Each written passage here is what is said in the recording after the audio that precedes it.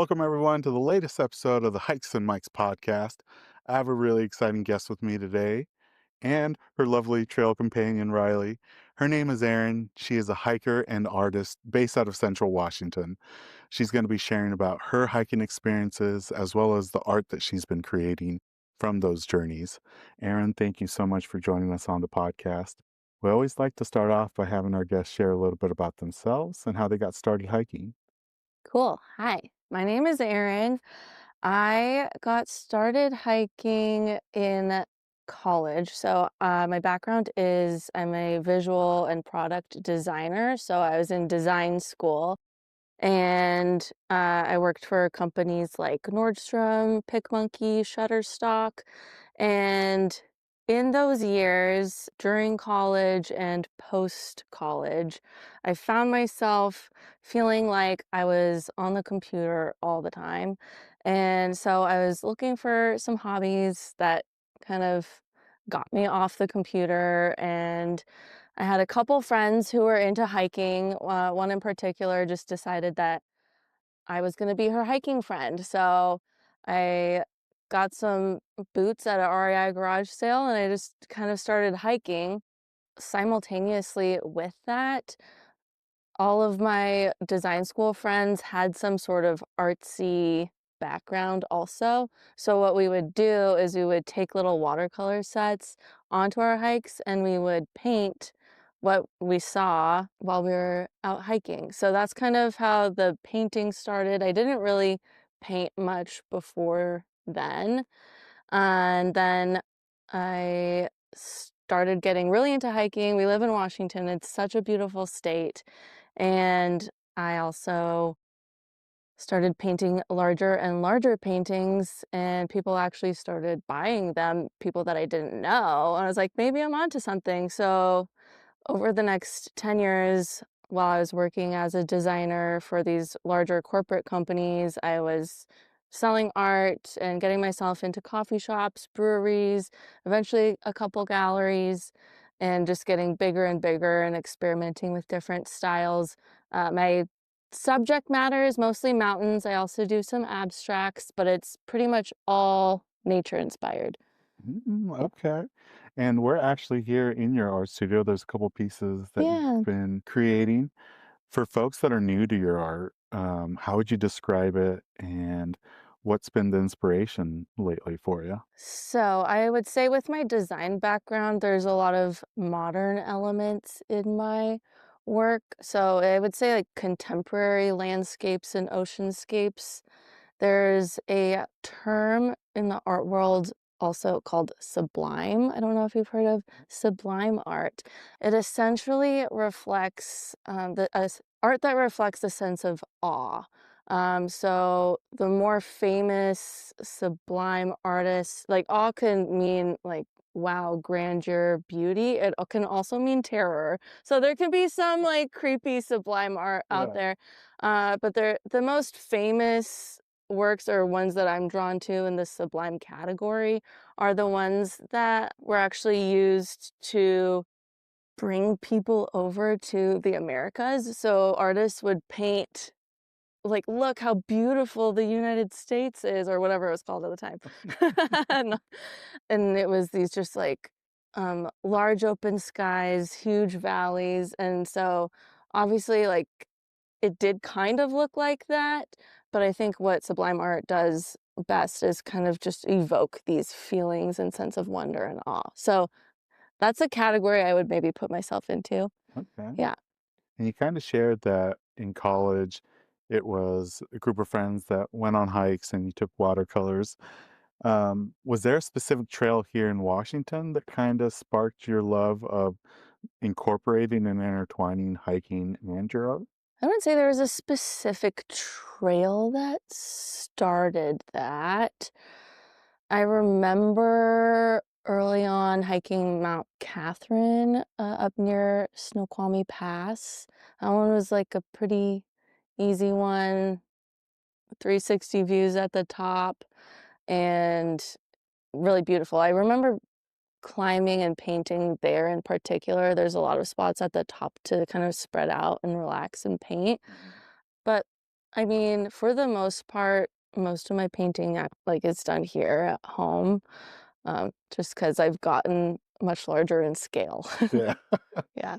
And you've been able, and we'll show it here in a bit, but the snowboard that you did, your first Yeah. snowboard, right? Yeah, so I love to paint. I just always need to be making something, and I'm actually a skier. I wish I was a snowboarder. I think they look really cool, but I ski. I got access to, like, a couple leftover snowboards that people had donated, and they were unable to ride them anymore, so I was like, "What if I take this and turn it into a piece of art?" So I want to do more of that. I think the goal with painting snowboards moving forward is to essentially give something a second life, like something you love. I love the snowboard. I got to ride it many years. It just doesn't really work for me anymore. I could still keep it and hang it on my wall and like turn it into something beautiful, and it still carries those memories, but it also reflects something new and different now. Yeah. Yeah. And you've been able to show through your art different landscapes from across Western United States and Canada. Is there a particular landscape that you enjoy? Mm. Because right now we're recording here in Central Washington, which Yeah. is completely different from Yeah. regular Western Washington or Yeah. what people think of the Evergreen State. Yes. Yes. I mean, I like to paint anything and everything. I think I lived in the greater Seattle area for 15, 20 years, so I just painted that because that was where I was hiking, and I'm from Canada, so I'd paint Canadian landscapes. If I do a lot of commissioned work, so and that's kind of my bread and butter, so if people have a favorite place, I'll paint it. I've painted, like, Mount Etna in Italy and or the Dolomites, so just kind of I'll paint anything. I think it's easier for me to sell art here. People connect with and resonate with this local landscape, so I paint that because I love it. It is interesting though that you mentioned living in Central Washington. I moved here 5 years ago from like downtown Seattle, and I have started painting this area also, obviously, just because 'cause I'm always in it, and it's different. It's like almost like a softer, quieter beauty rather than, like, the majestic, grand peaks of the Cascades. Yeah. Yeah. And I was telling you on the drive over, we caught like just a Yeah. spectacular sunset, which Yeah. I think Central Washington is known for, especially with the rolling Yeah. sagebrush hills. Yeah. Um, is there any local area landscapes that have captivated you since you moved over? Yeah. I wasn't really sure how I'd feel about it or, like, how much hiking I could do, but my current favorite trail, I guess, is Manastash Ridge. It's about 10, 15 minutes from here, so I can do it almost every day. I do it as much as I can. There's lots of different routes and like mountain bike trails too. So you can go up and down, you could do a loop. So that has become my favorite trail and landscape and kind of just place to be and think just because it's so accessible and I can really see it change when you're going somewhere so often, you can see it change throughout the year and really appreciate it more. Yeah, I love Yeah. Manastash Ridge. Yeah. Gives you a little bit of a workout to get to the Yeah. summit, but Yeah. well worth it with the It's view. really good exercise and I Right. feel really good about myself afterwards. Yeah.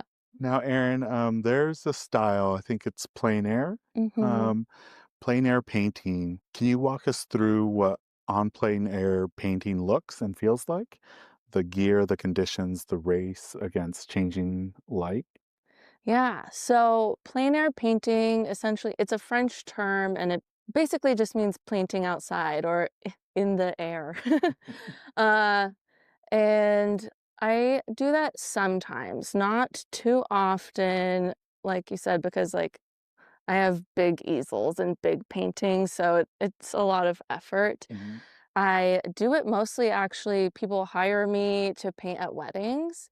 So I will go to wherever their wedding is and paint the landscape in front of us, or if it's inside, I'll paint based off of a photo. But painting outside watching the landscape change, the gear that I need to bring, basically, it's everything I pretty much already have as far as easel and everything. I'll just kind of, like, tape it to the tape my canvas to the easel Mm, just because it usually gets a little windy. It is more challenging painting outside because when I paint in here in the studio, it's a very controlled environment. Outside, it's windier. Catch a lot of bugs in my art sometimes. And the sky, you really do see it change. I do post several like time lapses of me painting outside, and it is interesting to actually be like, oh wow, the sky really did shift a lot. And what it looked like when I started the painting versus when I was done is different, but it's fine. yeah. I mean, it's just a beautiful experience to be able to paint outside in nature and really get the inspiration right there. I just have to paint a little bit faster. Especially here in Central Washington Yeah, it's because, windy. yeah, it's windy. Yeah. Now, one other thing that has inspired you, you've said that your art is influenced by faith. Mhm. How does nature connect with your spirituality? It plays a huge role in it. Like my background, I guess I would say I grew up in the church, Christian faith, and that was just something that I did as a part of my family, and it was like a real belief for me, but it was really solidified once I was, like, in college, in the real world, and I was faced with a lot of, like, the reality of life and kind of questioning my beliefs, and as I got into hiking and painting, it was also a simultaneous, like, spiritual journey because for me, I can't be outside looking at all these beautiful things and, like, think that it wasn't created. There isn't a creator, and so being outside and in nature really sharpened my belief in God and that He created this, and He loves me, and He created me too. That Yeah. we love the artist who climbs into her own paintings line. How literal does that get for you? I love to paint places I've actually been. I feel a lot more connected to the artwork when I do that. So I try to do that as much as I can. And lately, I also try to really make sure like I get a video of me in the place where I'm hiking so I can show a simultaneous video of me painting it or the finished painting. So I think the artist who climbs into her own paintings is just kind of a catchy thing I made up, but I feel like I really do, as much as I can experience the place, even if I experience it after I paint it because someone requested it, then I'm like, "Well, now I need to go there, and I need to hike there and climb into that painting." So, I think it's just they're just tied together. You feel it a little bit more when you paint and hike the same place. Oh, I love that. Now you hike solo often. Mhm. Sometimes you bring Riley. What does the solitude give you creatively and emotionally? I think I touched it on it a little bit earlier just with the spiritual aspect of it. I don't necessarily need to hike solo or even love hiking solo. It just is how it is I have a weird schedule and I want to hike, so I just go. So it's solo hiking isn't necessarily something I'm seeking. It's just the way I get outside. So what does that mean, for me? It's the time where I really think and pray, and I think it's so healthy to get outside and get your body moving. I think so much deep thinking happens just as you're doing, like, the same repetitive thing over and over. You start letting go of all of those, things going on in your head, especially if you're out of service. You're just, "I'm not on my phone. There's no one around. Maybe my dog is here." But other than that, I am just kind of in that, flow state, which is very similar to when you're painting, you're also in a flow state. So I just get a lot of thinking and praying done, and I think it's really healthy. I love that. Yeah. Now, this is a tough question because I feel like with art, with hiking, even, it's hard to pick a favorite. Mhm. So, in this season of 2025, has there been a favorite piece that you have? And Mm. if there is, what's the story behind it? A favorite piece. I think it's just capturing my attention because it's in the room, but I have this black and white piece of black tusk up in BC near Whistler. So over the last few years, I've gotten more into skiing, which similar to hiking, it's a tool that brings you into cool, beautiful places and you get to experience them in the colder months. So I got a little bit more familiar with the British Columbia Whistler landscape. And what I like about this painting in particular is it plays in several ways with me breaking through the borders, and that's kind of a signature look that I have in most of my paintings.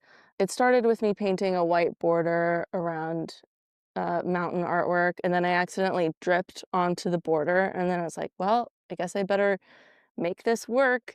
So I was like, actually, that looks amazing and cool, and I didn't plan that, but let's keep doing that. So I've been working on that style over several years. So this black tusk piece reflects like a new way I've been doing that.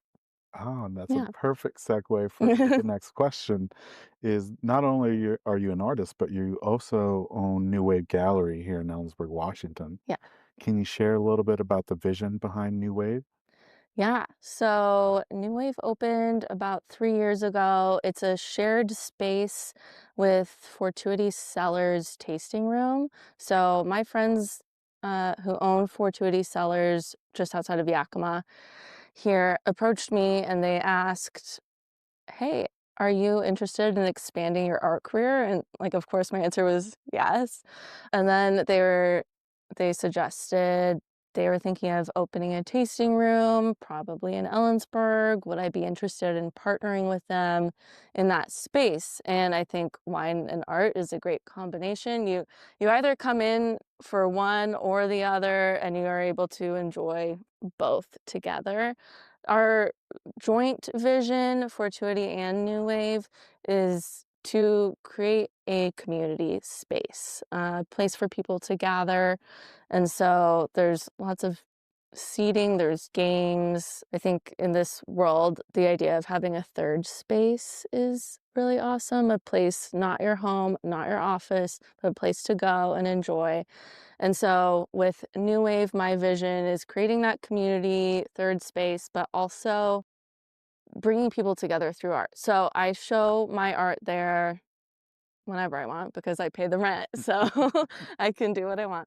But I do bring other artists in there as well. I do open calls for art. So people from all over can apply to show their art there. And I think it's great just to support other artists as well. Yeah, and I think another great thing that you're doing here in the community is that you're hosting art classes Yeah. at different venues. Yeah. Um, how has that been going for you from being the teacher and showing people the love of art that you've been able to enjoy Yeah. and see it in their pieces?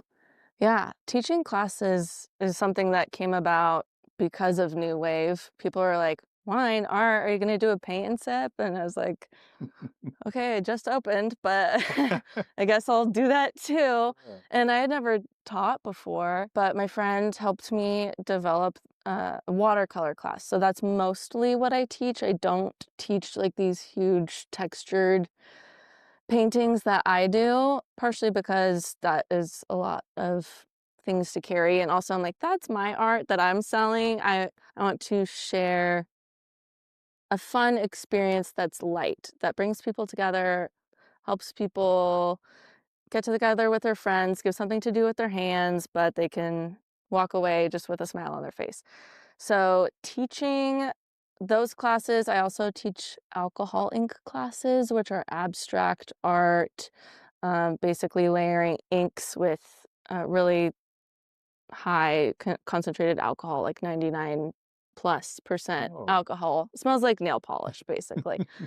So I teach those two types of classes, and it has helped me share my love for both the outdoors and painting. One lesson that I usually teach in those classes, we run through a bunch of different techniques, and one of them, especially with watercolor, is, like, trying to, like, erase what you've done, and one of the main lessons that I like to share, and it's, like, one of the reasons why I got into painting is because it exercises a different part of your brain. For someone who is on the computer all the time, you make a mistake, backspace, delete, whatever, no problem. But with art, like I described in the, "Oh no, I dripped outside of the border," you have to find a way to fix it. You can't necessarily always erase your mistake. So I think that exercises a part of your brain that we're kind of lazy these days, and we don't really do that often. And I also think that's just a good life lesson of fixing your mistakes. So there's a lot of joy for me that comes with teaching those classes. But again, it's a way for me to connect with people and have fun. Yeah. Yeah. And one great thing that you're doing in 2026 that you just announced on your social Yeah. media is that you're expanding your community by hosting group trips. Yeah. How did that come about, and what is the group trip for 2026? Yeah. It came about, a company approached me actually, and that I didn't even know that was a thing you could do. Or maybe I knew it was a thing you could do. I didn't think I was the type of person who could do it. But then when it was proposed to me, I was like, maybe I can do that. So I am hosting my first group trip in September of 2026. We're going to Yosemite, Big Sur, Three Rivers, and basically it's like a camping trip where you don't have to bring the tent, bring the food, like, you bring your clothes or whatever, but everything is included and taken care of. Transportation, it'll just be a group of 8 to 12 people, and it's a great way to meet people. I think for me, a struggle I've had as a 30-something adult is, and I work alone. Like, how do you meet people outside of who you knew in high school or college or the office, which I, like, don't have those things anymore. So I want to create a space where people can spend, like, quality time together and cook together, hike together, see beautiful things, take awesome photos. I'll teach some watercolor classes along the way and just have a designated, like, small morning time to be creative, to write, to just think and learn. So those came about from someone, again, bringing something to me, and then I'm taking it to be my own thing. Yeah. And if folks want to learn more about the trip and sign up, where can they sign up? Yeah, that's, I have a link on my website, like a banner at the very top. I'll have that banner up until the trip is sold out. So just go to my website, erinostra.com, and it'll be right at the top, or there's a tab that says travel that says all the details. Perfect. And Yeah. we'll be sure to put that in the episode show notes too so people can check it out. Now, you mentioned in one of your social media posts that Heather Maple Pass is a Mhm. favorite trail, Yeah. especially in the North Cascades. Me and Jordan were trying to reach North Did Cascades, you or get there? no, it was the No? day that it snowed, Oh. like big snowstorm Yep. hit. Yeah. So we didn't, but you got to I catch it. got there. How was Yes. that trail? And for folks that never done Heather Maple Pass, Yeah. how would you describe it? Yeah. It is a loop trail, which is fabulous, and I have done it any time of year. Like, I've snowshoed it, and I've Yeah. also hiked it in the summer and the fall. Yeah, it was probably a little less than a month ago that I was there, right before the larches turned. You could see some needles starting to want to be yellow, but not really. It's a loop trail around a lake, but basically you kind of climb up onto a ridge and hike around. I love it because I feel like I can take almost anyone there. It is, I think it's kind of well known, even though it's far. So there's always been a lot of people there when I've gone, but it's just so beautiful. I think the North Cascades in particular, I think they're called the American Alps. They're just so jagged and wonderful, so you can really see 360-degree views of that for most of the hike. Have you ever done it at all? Yeah. Okay, you've done it, just Yeah. not this year. Yeah. 2 years Uh, ago, and it was past larch season, so okay. they were on their way out. Yeah. Yeah. I think that area is just so beautiful, and that loop in particular just captures it all well, succinctly. If you need to get home, you can, or you can stay and camp or whatever. Yeah. Now, as someone that's done it multiple times, I gotta ask, because I've only done it counterclockwise. Mhm. Have you done it clockwise?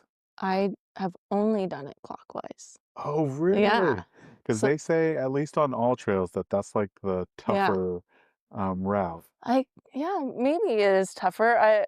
The first time I did it, that's what someone recommended to me because, yeah, I guess it's steep going up, but then you're done basically with the climb, it feels like, and you, like, get to the view right away, Yeah, and then going down is just nice and easy. yeah. So, I know people go the other way, but I've only done clockwise. Oh, I'll have to check it Yeah, out next time, yeah. because yeah, I've Get the hard stuff done first. done it over the Yeah, nice leisurely yeah. stuff. Okay. And you just walk around, take pictures. Yeah. Yeah, and if people don't have it on their list, definitely check it out. It is a Mhm. popular trail, but Yeah. it's worth the wait, and it's good in all seasons. Mhm. Now, this next question, Aaron's a little tough for hikers that want to get into art or maybe find a creative outlet. What might they learn from artists, and maybe what can artists learn from hikers?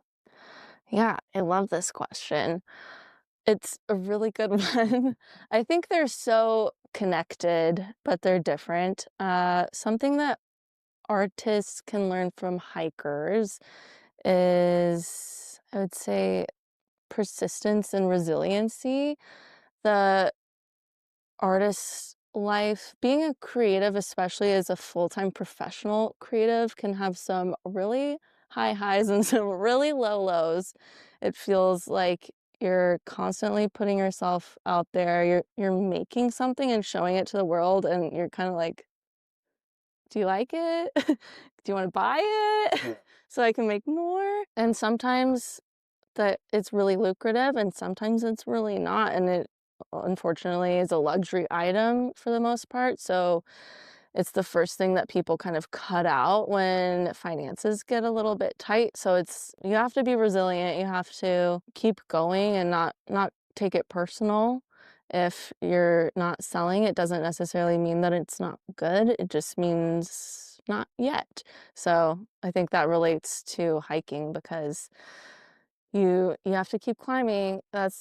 You're at the or you have to keep climbing down. You have to get back to the car. Like, Mm. you can't stop. You don't have an option. So and then something that hikers can learn from artists, I think just starting, just, like, whatever that creative thing is that you wanna do, you should just do it. Just start small. Just take a class, watch a YouTube video, get some supplies. Like, it's similar to, like, "Oh, I wanted to maybe I wanna dabble in hiking or some other outdoorsy activity." Just do it, start small, stop talking about it, and just do it. I love that. Yeah, Great advice. yeah. Now, you've hiked many beautiful places. You've also have done some art pieces of beautiful places that people have commissioned. If you had a magic wand that can Mm, transport you to a like pristine destination that you've always wanted to go experience and mm. maybe paint, where would you go and why? If I could go the first thing that came to mind would be the Dolomites in Italy. That's a dream trip for me. Maybe I'll make it happen soon. I think that area would just be really beautiful, and I've already painted it, so it's kind of, like, already calling me, Good. like, you gotta do it." Those mountains are so jagged and wonderful, and there's something awesome that Europe offers too is, like, a little more huts in the mountains that you can hike to and sleep in. You don't necessarily have to, carry a tent everywhere. Yeah. Yeah. Dolomites is a awesome choice. It's definitely high on my bucket Yeah. list, and Yeah. yeah, those jagged peaks are just Yeah. one of a kind. Yeah. Now, when I started this podcast, Aaron, It was kind of I was looking for a creative outlet, Mhm. and I wanted to merge the joy of hiking with talking with other people that enjoyed hiking. For listeners that are looking for that creative spark in whatever outlet that is, what advice would you give somebody who's looking for that outlet that hasn't found it yet? Hmm. I guess I would just say start dabbling. I think if you're a creative person, and most people are, whether you think so or not, maybe you just haven't found like the thing that intrigues you the most.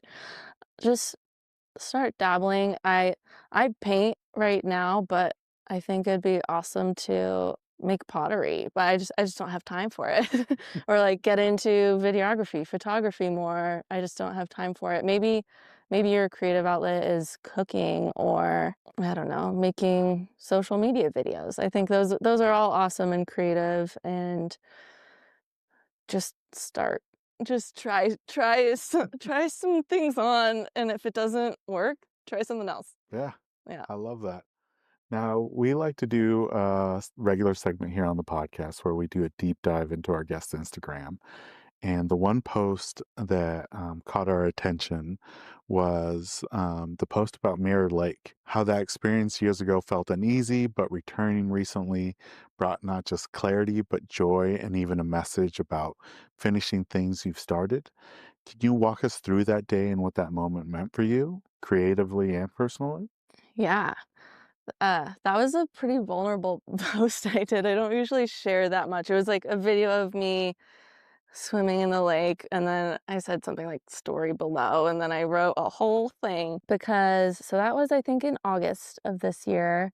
I drive back and forth to Seattle. It's about a 2-hour drive from here. And usually when I do that, I try to carve out time to get a hike in, whether that's a quick hike or a longer hike. And I had a little bit more time that day. So I picked a hike. I had my dog with me, and I was like, this is going to be great. And then I the area felt familiar. Is a trailhead that is along the Pacific Crest Trail, so there's lots of different trails you can pick once you're up there. I had the map downloaded. I was just by myself, and I looked at the map. All right, I know where I am. This is familiar. And then I got I didn't get off trail. I was on a trail. I just missed the turn to go where I was intending to go, but it felt really familiar where I was walking, so I didn't that's why I didn't think, "Oh, I should check." I was like, "Oh, I've been here before."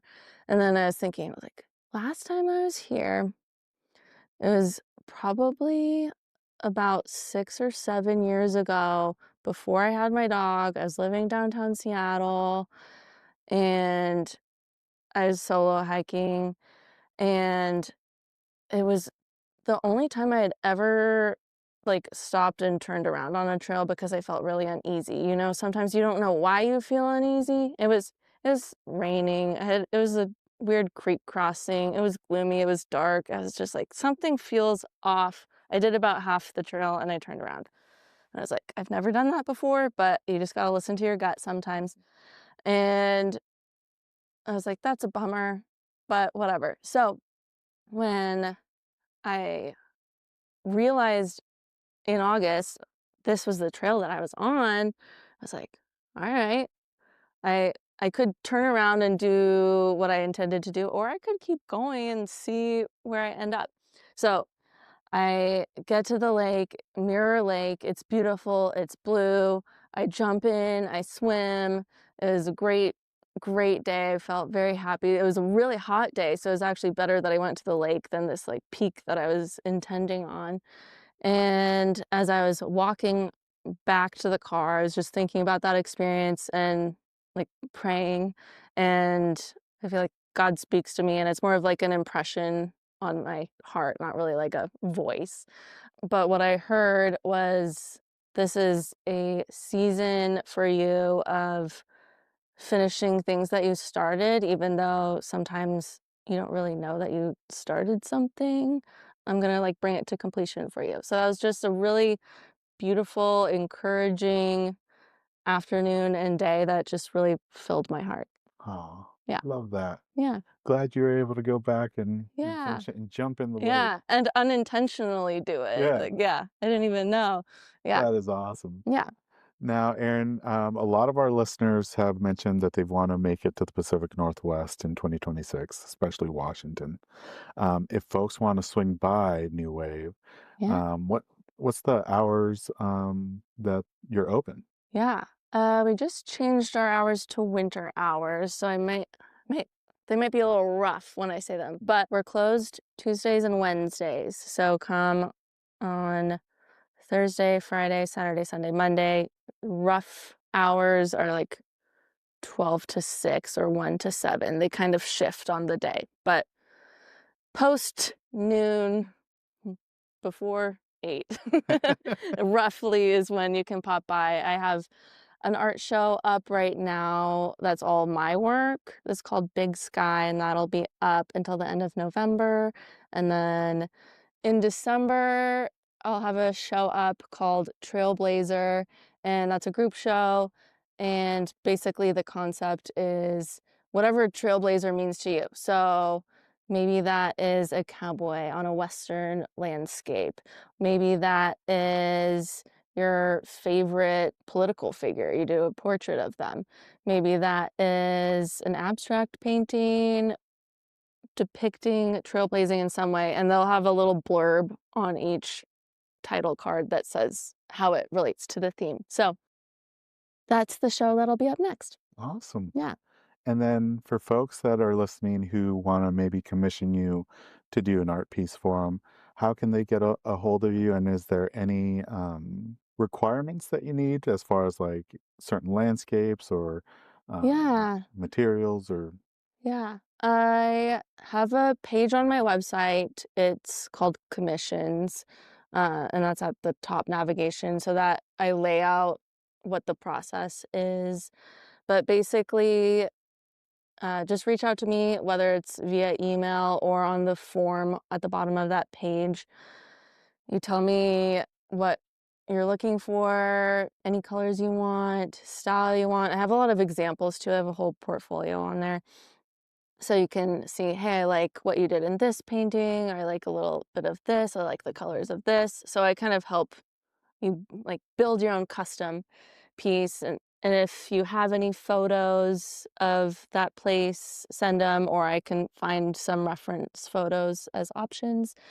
And I list all like pricing on there too. So most of the information is just on my website, and commissions are my one of my favorite things to do. So don't hesitate to reach out. It's not as hard or as intimidating as you think, and I try to get it done with, depending on my schedule, like within a month of you requesting it. And then you get to kind of like carry a piece of your favorite place in your home forever and pass it down to your kids. Like it's really fun. I love that. Mhm. And we'll be sure to put that in the episode show notes so people can check it out.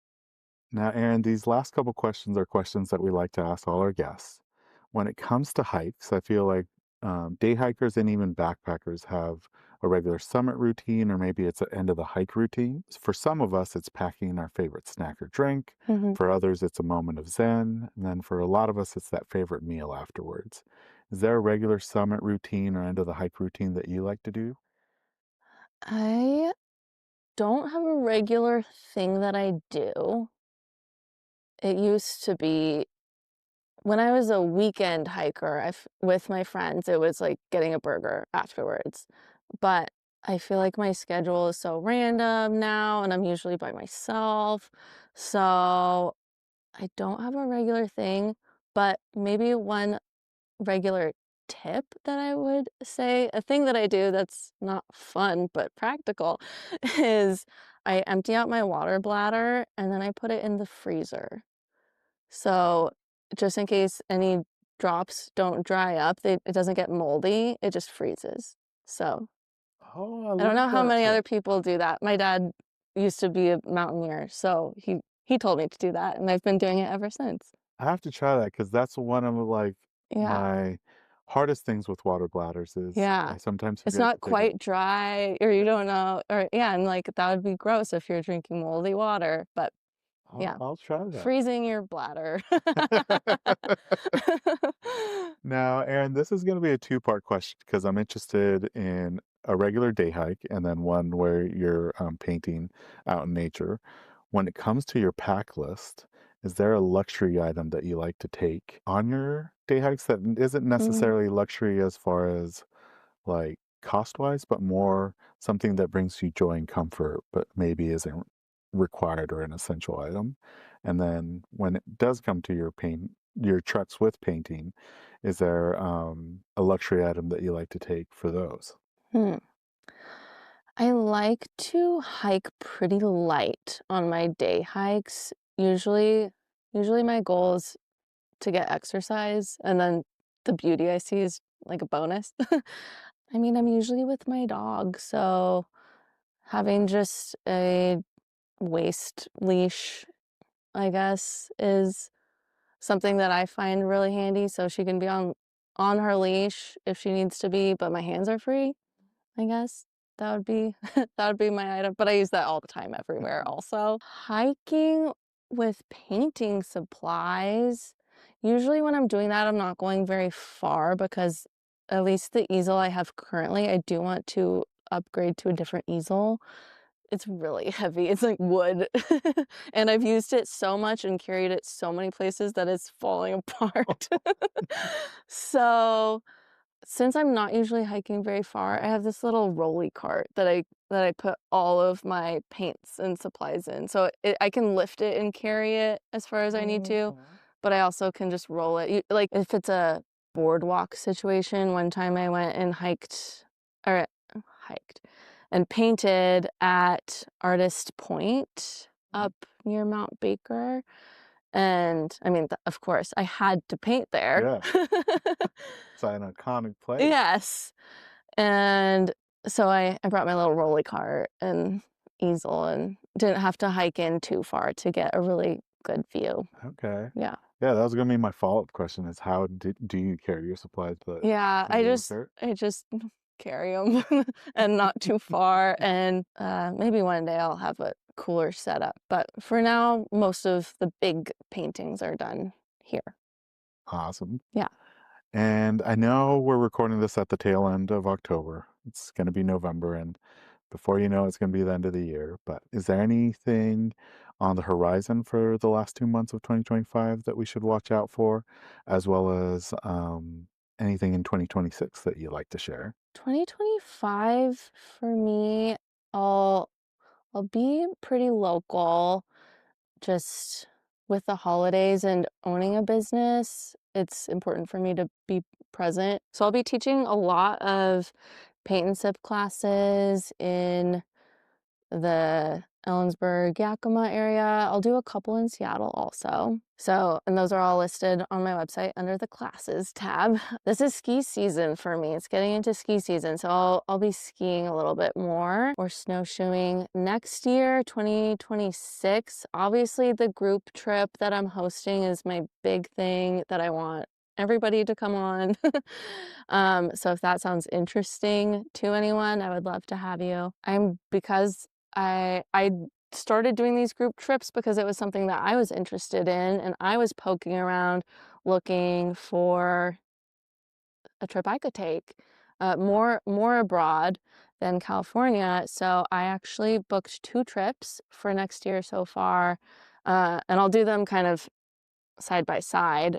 I'm gonna be hiking the Tour de Mont Blanc, so going through Italy, Switzerland, and France, backpacking hut to hut, with a group that I signed up and paid for.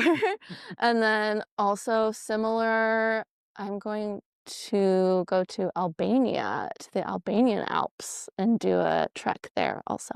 Oh man, that's going to be wonderful. Yeah, Yeah, Tour de Mont Blanc has yeah. It's a been, huge bucket list yeah. item for me. I'm like, Oh, I'm tired of waiting. What am I waiting for? Let's go. and I love the fact that there's a few heroes there that you can spend the night, so you don't have to Yeah, carry as much gear as you yeah, would here. yeah, exactly. Yeah, you're hut to hut. So, and some tours if you pay extra, they'll carry your stuff for you, or they'll drive it to the next Yeah. spot if that works out. Oh, and Albania, that just came across my feed recently. Like Yeah, some of their lakes and rivers yeah. rival It some of the. looks so stunning, and, yeah, I was thinking, like, it looks kinda like Washington, I love it. I better go Yeah. look. Oh man, that's gonna be awesome. Can't wait to see Yeah. that. And then again, folks, if you're interested in joining Aaron's group adventure in California, check out the episode show notes so you can find more information on it. Aaron, these last couple questions are the this or that questions. We're going to give you two hiking related topics, and you just choose which one you prefer out of the two. You're more than welcome to say both, neither, and feel free to elaborate on your decision if you like. But the first one is, do you prefer summer or fall hiking? Can I say secret option C, spring? Oh, yeah. Ever since I moved to central Washington and have experienced the wildflowers here, it's also a lot it's drier, so you're not in the rain spring. It's dry, it's these arrowleaf balsam roots. They look like little sunflowers, and they cover the hills, and it just brings me the most joy. So, secret option C, spring. I like that. And now, Washington is known for having both of these in spectacular fashion, but if you had to choose, waterfalls or summits. Summits. Okay. Yep. And then, in order to reach those summits, would you choose a trail with switchbacks or would you rather just go straight up? This definitely depends on, like, how many switchbacks or how high straight up. I feel like I wanna say switchbacks because sometimes on the bigger peaks in particular, you can see the top, and it's like your hike and the view doesn't change. You're 2 miles hiking straight up, and it feels like you've gone nowhere. With switchbacks, it's a little bit easier. Yeah. So, maybe I pick that, but both are hard. Now, the most controversial one that we have is trek poles or freehand. Freehand for day hikes, trekking poles for backpacking. Okay. And then when it comes to your footwear, do you prefer trail runners or traditional hiking boots? Hiking boots, but both work. Both are good. I have both. And then when it comes to picking trail systems, do you prefer a loop trail or an out and back trail? Loop trail. And then we're in that season where things are a little muddy on our local trails. Mm. But if you had to choose between these two type of trail hazards, would you choose a muddy trail or a rocky trail? Rocky trail. And something that I like to do when I'm walking on rocky trails is I like to kind of step intentionally so it hits the different pressure points on my feet. So it's a little massage. You can only do that for so long, then you're like, "Oh, I'm so over this." But that's that's why I would pick rocks. Okay. And then you see both of these in stunning fashion here as well, but Mhm. sunset hikes or sunrise hikes? Sunset? Both are good. They have different energies. Like, sunrise is like, "Yeah, I'm amazing. I'm up before everyone." And the day is beginning. Sunset is more like relaxing, beautiful, peaceful. They're both great. I would say sunset. Okay, love that. Mhm. Now, I think you kind of answered this question already, but if you had to choose spring wildflowers or fall colors, what would you go with? Spring wildflowers. And then when it comes to either your day hikes or backpacking trips, I feel like over the last 5 years, the electrolytes that are available for folks have Mhm. gone past Gatorade and Powerade. There's tablets now, there's gels, there's even powders. If you use electrolytes, do you have a preference between tablets or powders or gels? I do powdered. Powders. Yep. And then this one's one of the tough ones, but if you had to choose between bug bites or sunburn, which one would you go with? Sunburn. Does anyone say bug bites? I like, Um, sunburn just feels like the easy answer. Bug bites are the worst. yeah, I don't think anybody has chosen, to be honest, this season. I think everybody would rather get a Yeah. sunburn. I tan well, so, like, I'll take it. Now, you have encountered both of these in Washington, but if you had to choose between a stream crossing or a snowfield traverse, which one would you go with? If I am prepared, a snowfield. I have post-holed through snowfields, and that is like doing lunges endlessly, so it sucks. But stream crossings can be really terrifying. So, yeah, snowfield. And then when it comes to your backpacking trips, I'm interested, are you an ultralight backpacker or do you like taking luxury items? I like luxury items. The longest backpacking trip was 5 days that I did, and I learned from that, maybe I don't need so many luxury items, but I haven't done long enough of a hike to, like, feel like I need to be ultralight. I like my chair, I like my snacks. I want it to be fun. Right? Yeah. Okay, love that. Well, that was it for the this or that questions. For Oops. folks that are interested in learning more about not just your hiking adventures, but also your art, your studio, and the upcoming trip, where are some of the best places they can follow you online and on social media? Yeah, so my website is erinostra.com. My social media handle on Instagram and TikTok is Erin Ostra, ERINOOSTRA. And I post a lot there, both places. So you can see all the updates and links and everything there.